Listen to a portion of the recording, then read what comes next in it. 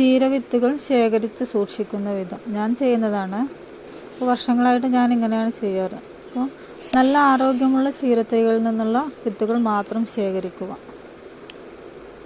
അപ്പോൾ അത് തണ്ട് മുറിച്ചതിന് ശേഷം നല്ല മൂത്ത തണ്ടുകൾ, വിത്തുകൾ അടങ്ങിയ തണ്ടുകൾ മുറിച്ചതിന് ശേഷം 1-2 ദിവസം വെയിലത്ത് അല്ലെങ്കിൽ തണലത്തിട്ട് ഉണക്കിയാൽ വിത്തുകൾ കിട്ടും.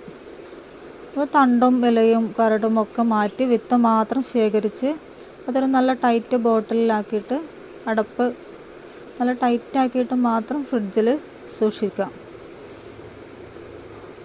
അപ്പോൾ ഈ ഒരു വിത്ത് 1, 2, 3 വർഷങ്ങളിലൊക്കെ നന്നായിട്ട് നമുക്ക് പിന്നെ ഉപയോഗിക്കാൻ പറ്റും. അതുപോലെ നമുക്ക് ആവശ്യമുള്ള വിത്തുകൾ എടുത്ത ശേഷം ബോട്ടിൽ അതേപോലെ പെട്ടെന്ന് തന്നെ ഫ്രിഡ്ജിലോട്ട് തന്നെ വെക്കുക.